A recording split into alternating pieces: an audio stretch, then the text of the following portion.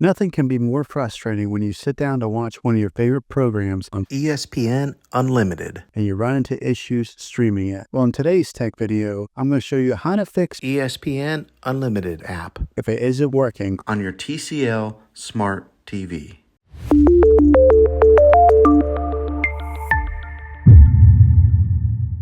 Let's see if we can fix your problems and get your ESPN Unlimited app. back up and running as quickly as possible. The first one, it's the easiest one to try, and that's to unplug your TV from the wall outlet and wait 60 seconds. Now, don't be impatient here. Wait the whole 60 seconds, then plug it back in. This is very different from turning your TV on and off with your remote control. This is what we call a hard reset of your TV, so make sure you do this method. If that doesn't work, then find your router that is giving you Wi-Fi and unplug the power to that for 60 seconds. Then plug it back in. If it fixes it, great. If not, let's go ahead and move on to the next method. Try deleting ESPN Unlimited app on your TV. Go to wherever the apps are located on your system and remove the app altogether. Then reinstall ESPN Unlimited app. After you reinstall it, you might have to log back in with all of your credentials, but hopefully this will work. And if that doesn't work, then I recommend buying an affordable Roku stick, Fire Stick, or Apple TV 4K and plug that into your TV and use that as your main streaming player. And you'll be able to access ESPN Unlimited app that way. I'll put links in the description down below of where you can get one. There you have it, folks.